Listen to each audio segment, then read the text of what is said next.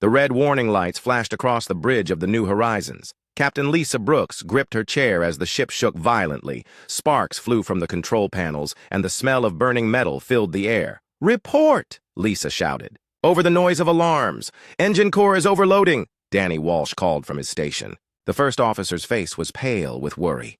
"We're losing power fast!" Down in the engine room, Jake Martinez wiped sweat from his face. The chief engineer looked at the massive power core that kept their ship running. Flames danced around the broken pipes and hot steam shot out in dangerous bursts. "I have to reroute the power manually," Jake said into his radio. "It's the only way to stop the explosion." "Jake, wait for backup," Lisa's voice crackled through the speaker. "No time, Captain. This thing will blow in 5 minutes." Jake grabbed his tools and crawled toward the damaged power core. The metal was so hot, it burned through his gloves. He ignored the pain and kept working. A broken pipe suddenly burst, sending boiling fluid across his chest and arms. He screamed, but kept going. His shirt melted away and deep cuts opened on his skin where sharp metal scraped against him. Blood ran down his arms, but Jake's hands never stopped moving. He had to save his crew. The ship shook again, throwing Jake against a sharp edge. More cuts opened along his back. He could feel warm blood soaking through what was left of his clothes. The pain was bad, but he had felt worse. "Almost got it," he muttered, reaching for the final connection. With a loud click, the power rerouted. The dangerous red glow from the core slowly faded to a safe blue. The ship stopped shaking. Jake had done it, but now he was hurt bad. Burns covered his arms and chest. Deep cuts ran along his back and sides. Blood dripped steadily onto the floor. Jake sat down hard against the wall, breathing heavily. "Jake, are you okay?" Danny's voice came through the radio. "Yeah, I'm fine. Just a little banged up," Jake replied, looking down at his injuries. "Nothing too bad." Up on the bridge, Amy Foster ran toward the engine room with her medical kit. The ship's medic had seen plenty of injuries, but she was worried about Jake. "Captain," the communications officer Kate Miller said, "I'm getting a signal from an alien ship. They heard our distress call." Lisa looked at the main screen. A strange ship appeared, unlike anything they had ever seen. It looked like it was made of crystal and light. Beautiful colors moved across its surface. "They say they are the Zalari," Kate continued. "They want to help us. They have doctors on board."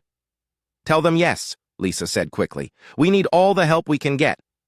The alien ship moved closer. It was 3 times bigger than the New Horizons. Strange symbols glowed along its sides. A docking tube extended from the crystal ship and connected to their airlock.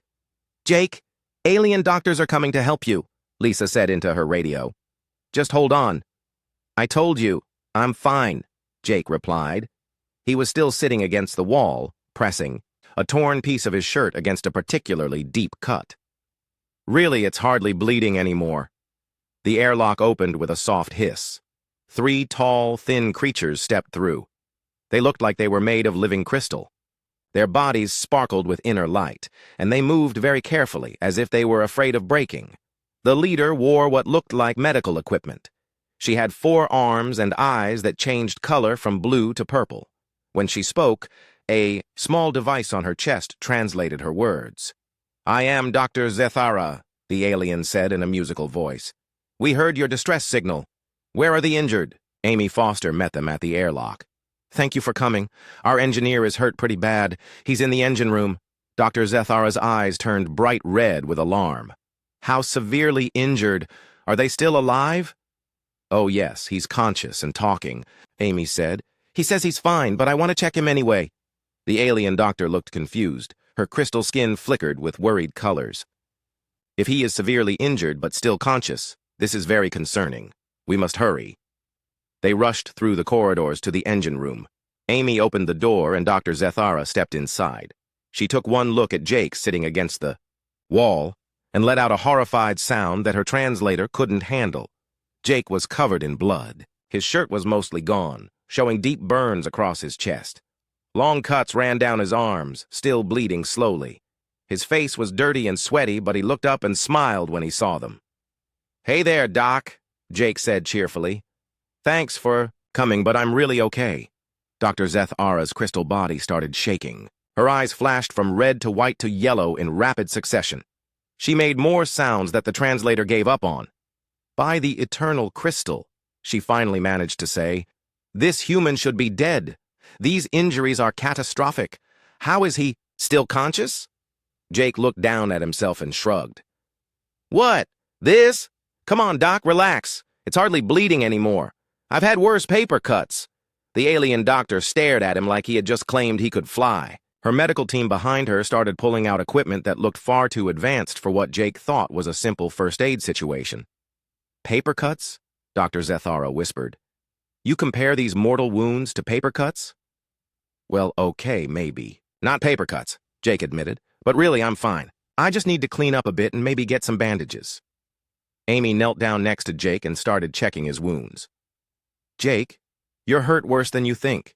Let the doctors help you. Amy. I walked away from car accidents that looked worse than this, Jake said. Remember when I fell off the roof last month? That was way worse. Dr. Zethara's translator started making confused beeping sounds. The alien doctor was trying to understand how a being with such terrible injuries could be so calm. In her experience, any creature with wounds like this would be unconscious or dead. Fell off a roof? She asked weakly. And survived? 20 feet onto concrete, Jake said proudly. Broke 2 ribs and walked home. This is nothing compared to that. The crystal doctor looked like she might faint. Her team moved around Jake, with their strange medical tools, taking readings that made them all flash worried colors. Captain Brooks, Dr. Zethara called into her radio. We need to transport this human to our medical bay immediately. I do not understand how he is still alive, but we must act fast. Lisa's voice came back through the speakers. Is he going to be okay? Dr. Zethara looked at Jake, who was now trying to stand up on his own despite his injuries. I honestly do not know, she said. By all our medical knowledge, he should have died an hour ago. Yet he speaks of walking home with broken bones and compares mortal wounds to paper cuts. I have never encountered anything like this. Jake finally got to his feet, swaying only slightly. Blood still dripped from his cuts. But he was standing and talking like nothing had happened. See? I told you I was fine, he said to Amy. Though I wouldn't mind cleaning up a bit. I probably look pretty messy right now. Dr. Zethara's crystal body flickered with amazement and terror. She was beginning to realize that her understanding of biological limits might be completely wrong. Dr. Zethara's medical team worked faster than Amy had ever seen doctors work. They moved their crystal hands over Jake's body with tools that glowed and hummed.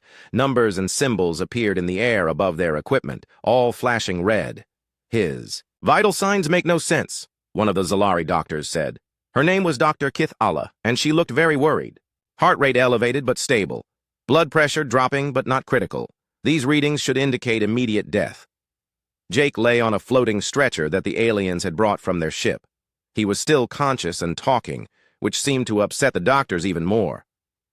How long until we reach your medical bay? Dr. Zethara asked Captain Brooks through the radio. About 10 minutes, Lisa replied.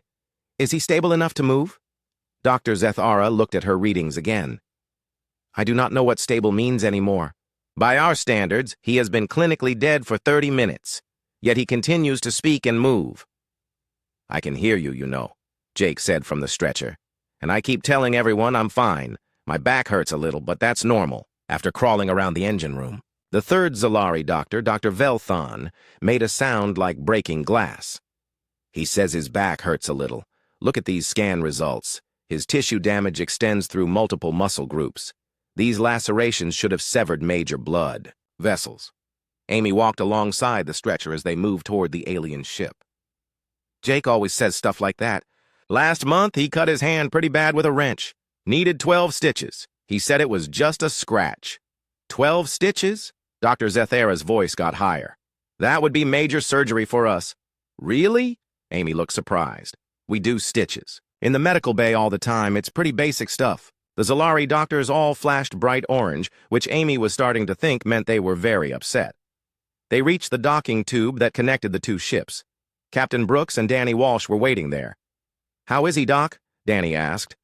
I honestly cannot answer that question, Dr. Zethara replied. Your engineer has injuries that should have killed him. Yet he remains conscious and maintains that he feels fine. I am beginning to question everything I know about medicine. "Oh, Jake's tough," Captain Brooks said. "You should see him after our weekly football games. He usually comes back with bruises all over and acts like nothing happened." "Football games?" Dr. Kithala asked weakly. "It's a sport," Danny explained. "Two teams try to get a ball to the other end of a field. There's a lot of running and tackling." "Tackling?" Dr. Velthon's crystal body flickered with confusion. "You know, hitting each other and knocking people down," Danny said. "It's fun." All three Zalari doctors made sounds that their translators couldn't handle. Dr. Zethara had to sit down on a nearby box. "You intentionally hit each other for entertainment?" she asked in a very small voice.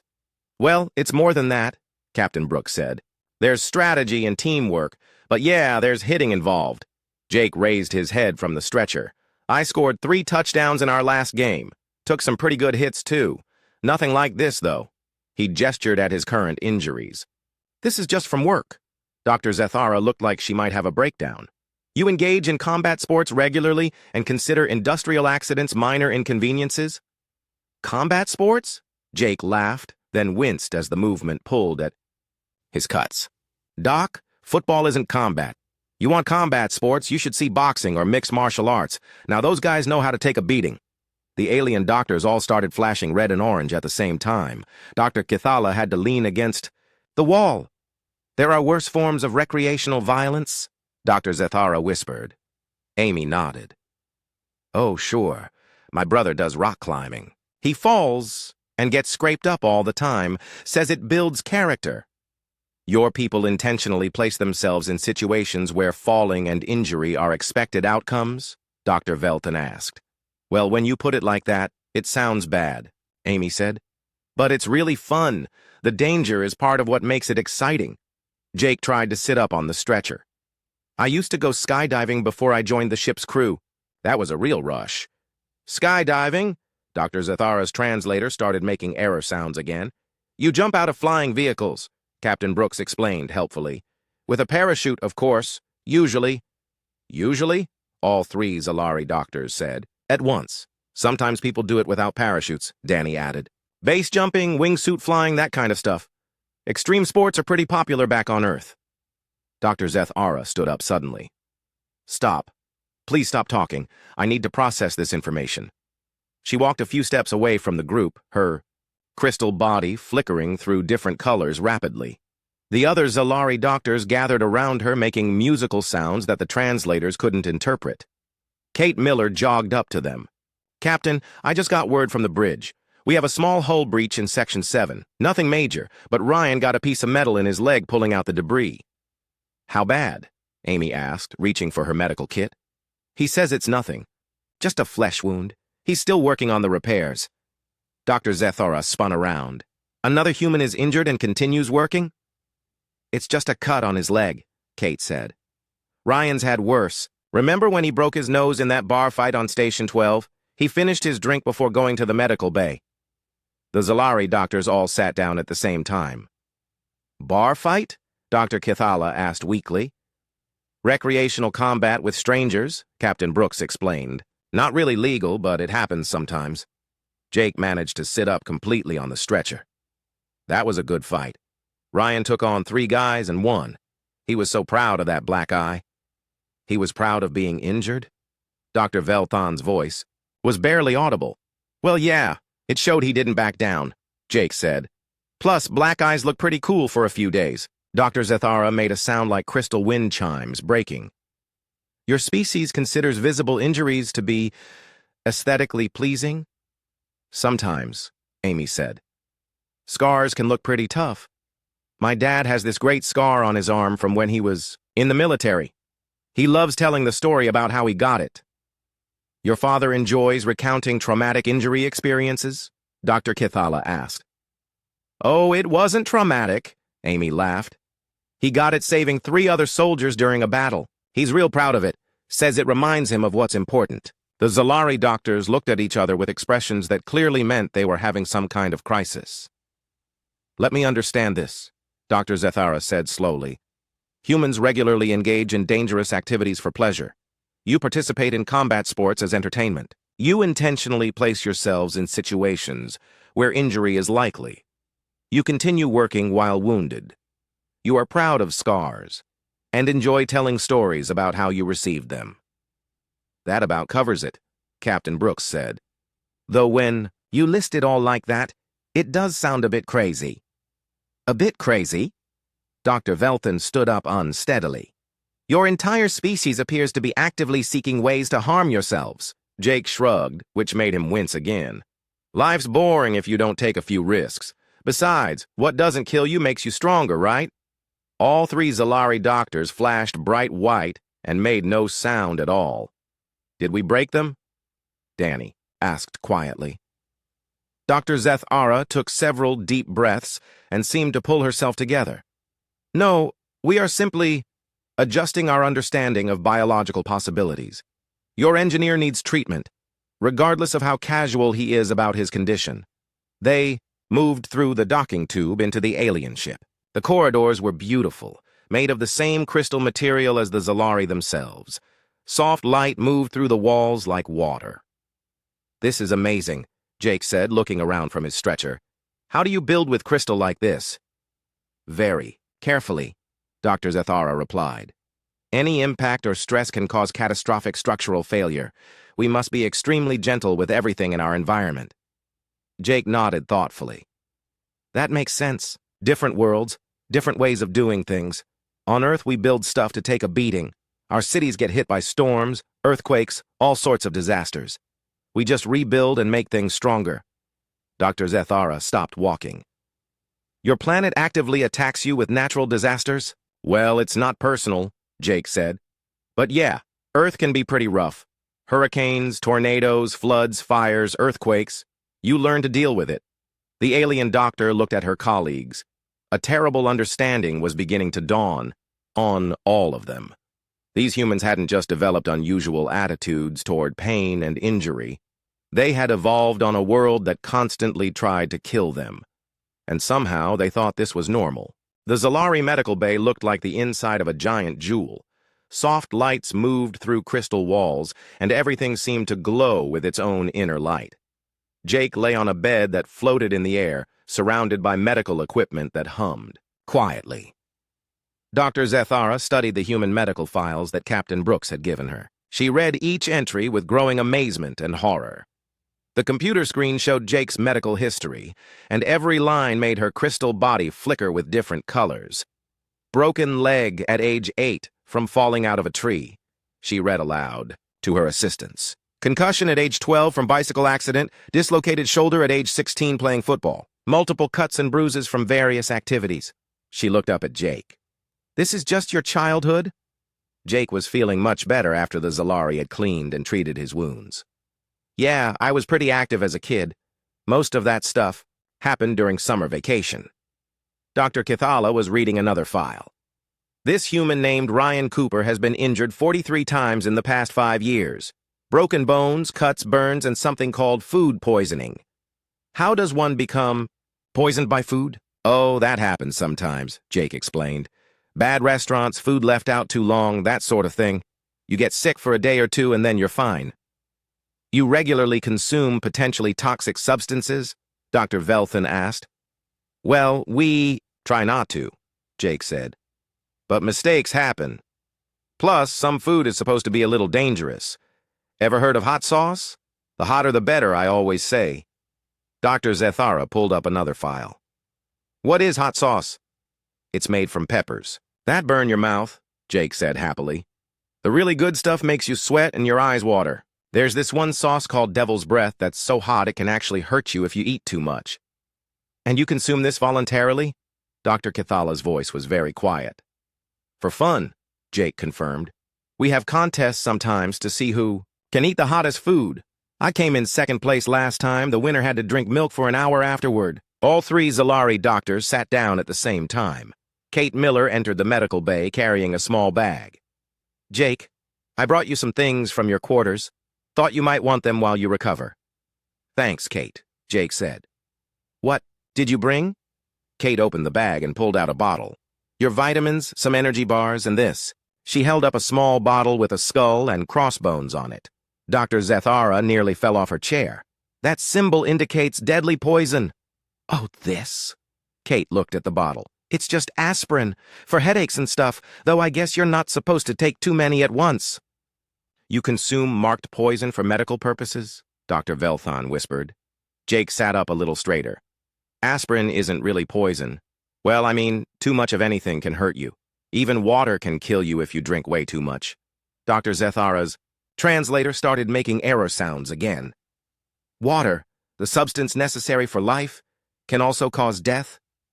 Sure, if you drink like 5 gallons at once, Kate said. But you'd have to really work at it. Same with aspirin. You'd have to eat the whole bottle to have problems. The whole bottle contains enough of this substance to cause death? Dr. Kithala asked. Well, yeah, but who would do that? Jake said. That would be stupid. You just take 1 or 2 pills when your head hurts. Dr. Zethara was reading the bottle's label through a scanner. The recommended dosage is just below the toxic threshold. You regularly consume nearly poisonous amounts of this substance to treat minor discomfort? When you put it like that, it sounds bad, Kate admitted. But it works great. Better than suffering with a headache all day. Captain Brooks's voice came over the communication system. Kate, can you ask our new friends about their home world? We're curious about where they come from. Kate looked at the Zalari doctors. The captain wants to know about your planet. What's it like? Dr. Zethara seemed grateful for the change of subject. Zethara Prime is a beautiful world. The surface is covered in crystal formations that grow naturally. The weather is always calm and peaceful. The temperature never changes more than a few degrees. Sounds nice, Jake said. Probably pretty quiet, too. Very quiet, Dr. Velthon agreed. Loud sounds can damage our crystal structures. We speak softly and move carefully to avoid any harm to our environment or ourselves. Kate nodded. That makes sense. Earth is pretty different. We get storms that are so loud they can break windows. And the weather changes all the time. How much does your weather change? Dr. Kithala asked. Well, in winter it can be 40 degrees below zero, and in summer it might be over 100 degrees, Kate said. That's in the same place, just different times of year. The Zalari doctors all flashed bright red. Your planet's temperature varies by 140 degrees? Dr. Zethara asked weakly. More than that in some places, Jake added. I grew up in Minnesota. Winter was brutal. Summer wasn't much better. You learn to deal with it. How do you survive such extreme variations? Dr. Velthon asked. Clothes mostly, Kate said. Heavy coats in winter, light shirts in summer. Air conditioning and heating help too. Dr. Zethara looked confused. You artificially modify your environment to survive your planet's natural hostility? Sure, Jake said. What else would we do? Just freeze to death? We simply do not live in areas where the environment is dangerous, Dr. Kithala explained. If a region becomes unsafe, we move somewhere else. Kate and Jake looked at each other. But then where would you live? Kate asked. Earth has dangerous weather everywhere. Hurricanes on the coasts, tornadoes in the middle, earthquakes and fires in the west, blizzards in the north. There's no completely safe place. Your entire planet is hostile to life? Dr. Zethara whispered. Well, hostile is a strong word, Jake said. It's just challenging. Keeps you on your toes. And you remained there voluntarily? Dr. Velthon asked. It's our home, Kate said simply. You adapt to where you live. Humans are pretty good at adapting. Dr. Zethara was taking notes on everything. Tell me about your adaptations. How do humans survive in such conditions? Jake thought for a moment. Well, we're pretty tough, I guess. We heal fast, we can handle temperature changes, we don't break easily. Our bodies are built to take some punishment. What about mentally? Dr. Kithala asked. How do you cope with constant danger? You just get used to it, Kate said. When bad stuff happens, you deal with it and move on. No point in worrying about things you can't control. We have a saying, Jake added. What doesn't kill you makes you stronger. Going through tough times teaches you how to handle worse times. Dr. Zethara looked at her notes. So humans actively seek out challenging experiences because you believe they provide benefits? Sometimes, Kate said. Like sports and adventure activities, but mostly we just don't. Let challenges stop us from doing what we want to do. For example, Jake said, I knew being an engineer on a spaceship was dangerous. Explosions, radiation, mechanical accidents. But I wanted to explore the galaxy. so I learned how to fix things and keep people safe. You chose a dangerous profession knowing the risks? Dr. Velton asked. Sure, someone has to keep the ships running. Might as well be someone who doesn't mind getting their hands dirty. Amy Foster entered the medical bay carrying her medical kit. How's our patient doing? Much better, Jake said. These doctors are amazing. I feel like I could get back to work right now. Amy checked Jake's injuries and nodded approvingly. The healing is incredible. These cuts would have taken weeks to close up this much with our equipment. Your medical technology is very primitive compared to ours, Dr. Zethara said. How do you treat serious injuries? Amy opened her kit and showed them the contents. Basic stuff mostly. Bandages, antiseptic, pain medication, surgical tools for emergencies. Dr. Kith Allah picked up a small metal instrument. What is this? Scalpel, Amy said. For cutting during surgery.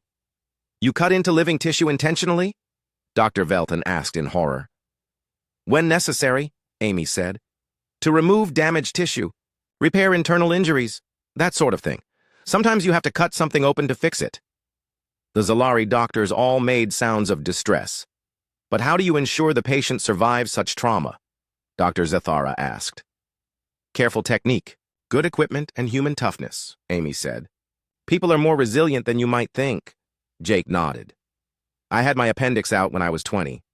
Doctor cut me open, took out the bad part, sewed me back up. I was playing football again in 6 weeks. Dr. Zethara had to sit down again. You returned to recreational combat 6 weeks after major surgery? Well, I took it easy the first game back, Jake said. Didn't want to push too hard too soon. The alien doctors looked at each other with expressions that clearly meant they were having another crisis of understanding. I am beginning to realize, Dr. Zethara said slowly, that humans are not just tough by our standards. You have evolved on a world so dangerous that you developed capabilities we cannot even comprehend. What we consider impossible survival, you consider normal life. I guess, Jake said. Though when you put it like that, it makes Earth sound pretty scary. From our perspective, Dr. Kithala said quietly, your entire species consists of warriors who treat mortal combat as entertainment and think of deadly environments as home. Kate smiled. That's actually kind of cool when you say it like that. The Zalari doctors all flashed colors that their translators couldn't interpret, but Jake was pretty sure they meant something like complete amazement mixed with terror. Doctor. Zethara spent the next few hours studying everything she could find about Earth and human history. The Zalari had connected their computers to the New Horizons database, giving her access to thousands of human records, stories, and medical files. Each new piece of information made her understand just how different humans were from every other species she had ever met. Listen to this, she said to her assistants as they monitored Jake's continued healing. Earth has active volcanoes that spew molten rock. Humans build cities near them anyway. Dr. Keith Allah looked up from her own reading. I found records of something called extreme weather events, hurricanes with winds over 200 miles per hour. Humans call them natural disasters, but they do not abandon the affected areas. They rebuild in the same locations. That makes no sense, Dr. Velton said. Why would they return to places where such events are likely to happen again? Jake, who was now sitting up and feeling much better, overheard them. Because that's where our homes are. You can't just run away every time something bad might happen. Besides, most of the time the weather is fine. Most of the time, Dr. Zethara repeated. You accept occasional catastrophic events as normal? Well, we try to be prepared, Jake said. Weather forecasts, emergency supplies, evacuation plans. You learn to roll with the punches. Dr. Zethara pulled up another file. I am reading about human recreational activities. Mountain climbing, where humans deliberately ascend dangerous peaks in conditions that could easily kill them. Oh, mountain climbing is great, Jake said enthusiastically. I've done some rock climbing myself. There's nothing like the feeling of reaching the top after a hard climb. But the risk of falling? Dr. Kithala asked. That's what ropes and safety gear are for, Jake replied. Though some people do free climbing without ropes. That takes real skill and courage. All three Zalari doctors flashed alarmed colors. People climb without safety equipment voluntarily? Dr. Velthon whispered. Sure. The danger is part of what makes it exciting, Jake said.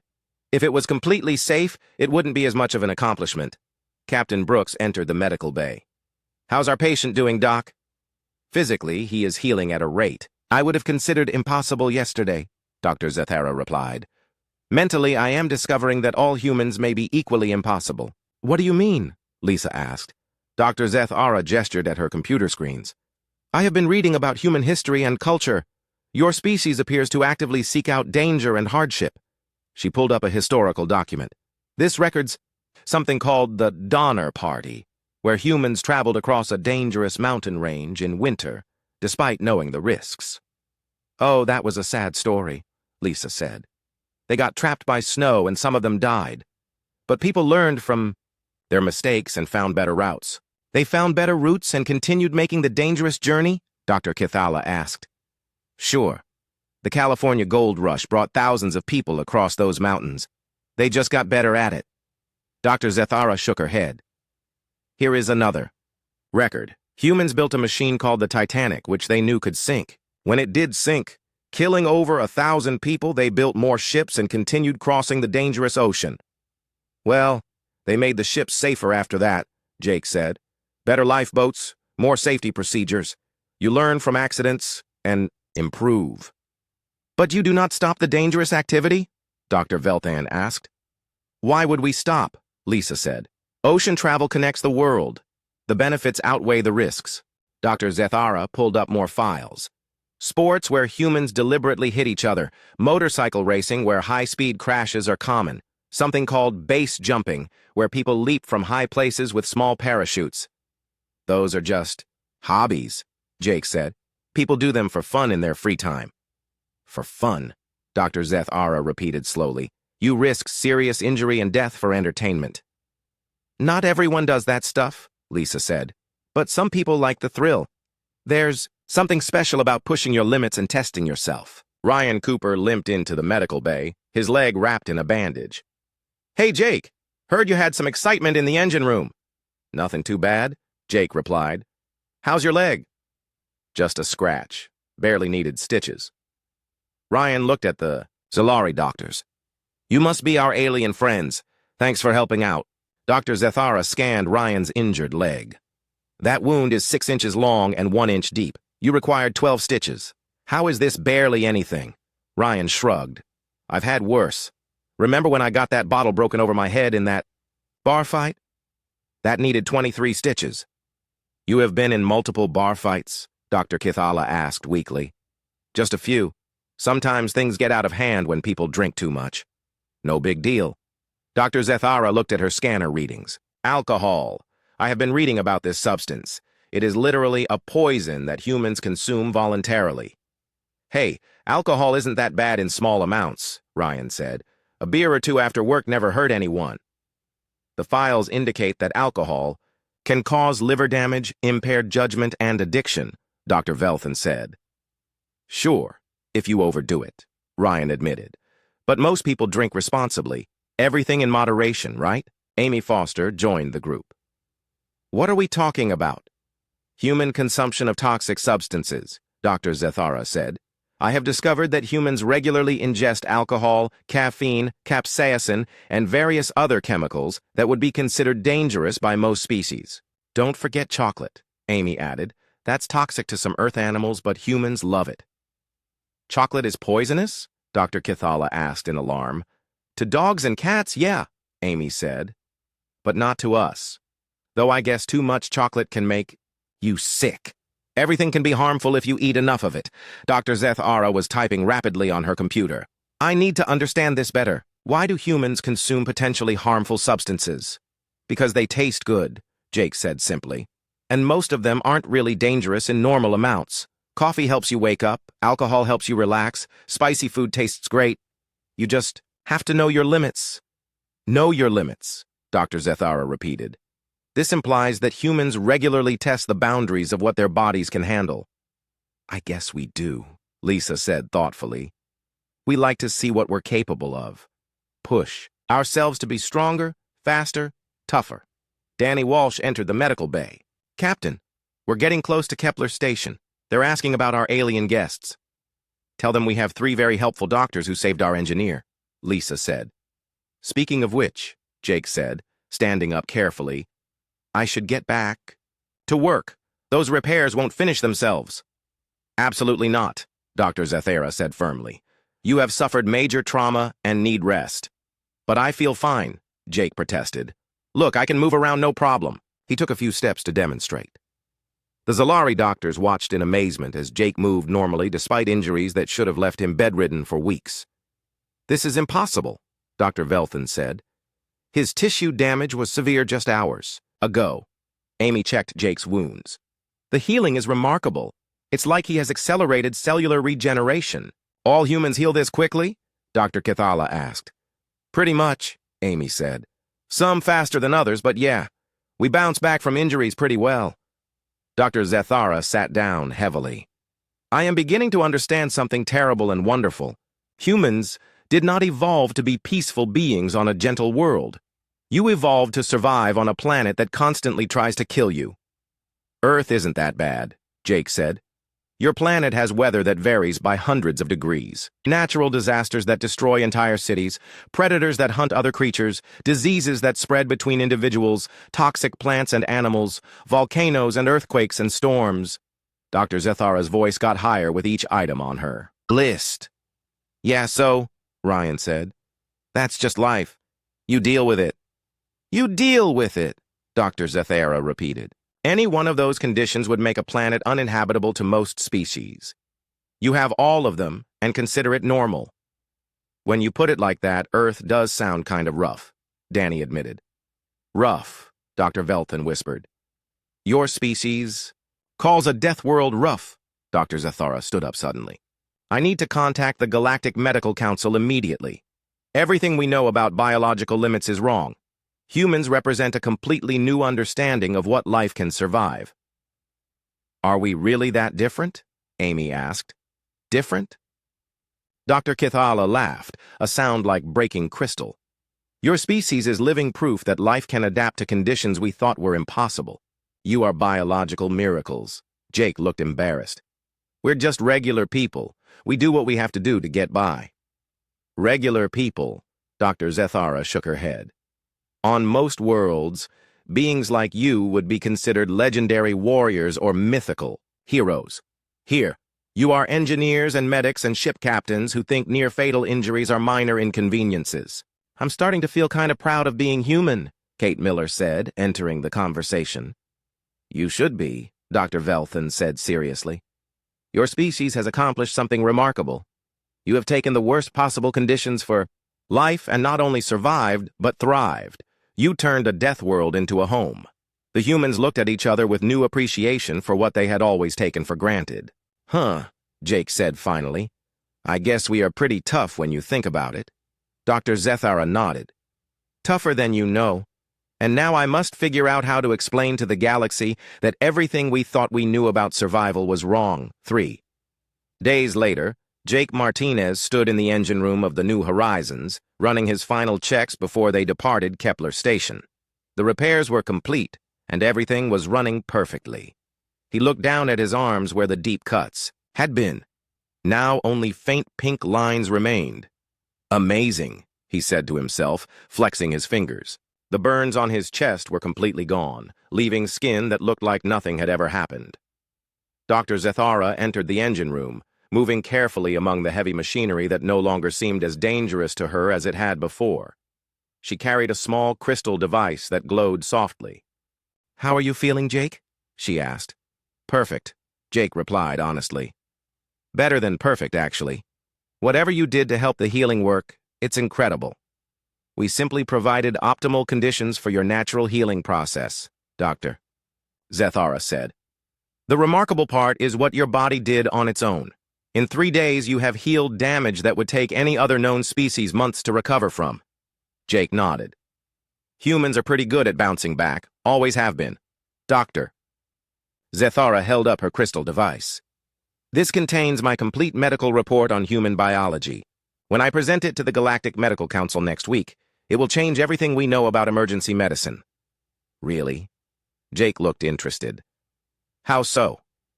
For centuries, we have based our medical practices on the idea that severe trauma means immediate emergency response followed by long recovery periods. But humans recover so quickly that our entire approach needs to be reconsidered. She gestured at Jake's healed injuries. What we considered impossible survival, you demonstrate as routine healing. This opens up new possibilities for treating trauma in all species. Captain Brooks entered the engine room with Danny Walsh and Amy Foster. Everything ready for departure, Jake? All systems green, Captain, Jake replied. We're good to go. Excellent. Lisa turned to Dr. Zethara. Doctor, I want to thank you again for everything you've done for us. Your medical technology saved Jake's life. Actually, Dr. Zethara said quietly, I do not believe Jake's life was ever in danger. His injuries, while severe by our standards, were well within human survival parameters. We simply helped optimize his natural healing process. Amy looked surprised. You mean he really was going to be okay? By human standards, yes, Dr. Zethara confirmed. Though I did not understand this at the time. Your species has taught me that our definition of life-threatening may need significant revision. Kate Miller's voice came over the communication system. Captain, I'm getting a message from the Galactic Medical Council. They want to speak with Dr. Zethara about establishing some kind of research program. Dr. Zethara's crystal body flickered with excitement. They have approved my request for a joint medical research initiative. The Council wants to study human healing capabilities and see if we can develop new treatments for other species. That sounds like a great idea, Danny said. We could learn a lot from each other. The possibilities are extraordinary, Dr. Zethara agreed. Your rapid healing combined with our advanced medical technology could revolutionize trauma treatment across the galaxy. Ryan Cooper limped into the engine room, though his limp was barely noticeable now. Hey, Doc, my leg is feeling great. Whatever you did, it worked. Dr. Zethara scanned his leg with a small device. Complete tissue regeneration in 72 hours. Remarkable. She looked up at him. Ryan, would you be interested in participating in some medical research? We want to understand how human healing works. Sure, sounds interesting, Ryan said. What would I have to do? Nothing dangerous, Dr. Zethara assured him quickly. Just monitoring and testing while you heal from minor injuries. We want to study the process in detail. Minor injuries, Jake repeated with amusement. I bet your idea of minor and our idea of minor are pretty different. Dr. Zethara's translator made what might have been a laughing sound. You are correct. What you call minor injuries, we would classify as medical emergencies. Amy opened her medical kit and showed Dr. Zethara some of the supplies inside. We'd be happy to share our medical techniques too. Basic field medicine, emergency surgery procedures, that sort of thing. Emergency surgery, Dr. Velthon said as he joined the group. I have been reading about this concept. Humans perform complex medical procedures under dangerous conditions with limited equipment. Sometimes you don't have a choice, Amy explained. If someone is badly hurt and you can't get them to a proper medical facility, you do what you can with what you have. Dr. Kith Allah appeared beside Dr. Velthon. We have been studying human military medical records, field medics who treat severe combat injuries in active war zones. It is impressive and terrifying. That's just part of the job, Amy said simply. Someone has to take care of people when they get hurt. Dr. Zethara looked around at the humans gathered in the engine room. I want you all to understand something. When word spreads about human capabilities, you will become famous throughout the galaxy. Other species will view you as incredible beings. Famous for getting hurt and healing fast? Jake asked. That seems weird. Famous for surviving conditions that would kill anyone else, Dr. Zethara corrected. Famous for turning a hostile universe into your home. Famous for never giving up, no matter how bad things get. Kate's voice came over the speakers again. Captain, Kepler Station is requesting permission to establish a permanent human Zalari medical research facility. They want to make this a regular partnership. Lisa looked at Dr. Zethara. What do you think, Doctor? Would your people be interested in a long-term research partnership? More than interested, Dr. Zethara replied. Essential. We have learned more about medicine in the past 3 days than in the previous 3 years. Humans represent a completely new understanding of biological possibilities. And we could learn a lot from your technology, Amy added. Your healing treatments are incredible. Dr. Zethara nodded. A true partnership. We provide advanced medical technology and research facilities. You provide insights into survival medicine and rapid healing techniques. Danny smiled. Sounds like the beginning of a beautiful friendship. Indeed, Dr. Zathara agreed. Though I suspect working with humans will require significant adjustments to our safety protocols, Jake laughed. We'll try not to scare you too much with our casual attitude toward danger. Too late for that, Dr. Velton said with what might have been humor. But we are learning to appreciate human resilience. Captain Brooks activated the ship's communication system. Kepler Station, this is Captain Brooks of the New Horizons. Please tell the Medical Council that we accept their proposal for a joint research facility. We look forward to a long partnership with our Zalari friends. Acknowledged New Horizons. The facility will be established within 1 month. Congratulations on making galactic history. Dr. Zathara looked around at the humans one more time. When I first saw Jake's injuries, I thought I was witnessing a tragedy. Now I realize I was witnessing something miraculous. Human endurance in the face of impossible odds. We just do what needs to be done, Jake said, checking his instruments one final time. Nothing special about it. Nothing special, Dr. Zathara repeated. You survive catastrophic injury and call it routine. You live on a world that constantly threatens you and call it home. You face dangers that would terrify other species and call it normal life. She gestured at all of them. If that is not special, then the word has no meaning. Amy smiled. When you put it like that, I guess we are pretty remarkable. You are more than remarkable, Dr. Kithala said. You are living proof that life finds a way, no matter how difficult the circumstances. Jake finished his final systems check and turned to Captain Brooks. All systems ready for departure, Captain. The New Horizons is running better than ever. Excellent work, Chief, Lisa said. All hands, prepare for departure. As the ship began to move away from Kepler Station, Dr. Zathara stood with the human crew, watching the stars through the viewports. She thought about her upcoming presentation to the Medical Council and the new research facility that would soon be built. Jake, she said quietly, can I ask you something? Sure, Doc.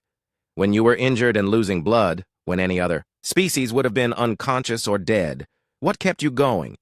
What made you able to continue working despite the pain? Jake thought for a moment. I guess it was knowing that my crew was counting on me. The ship needed repairs, and I was the only one who could fix it.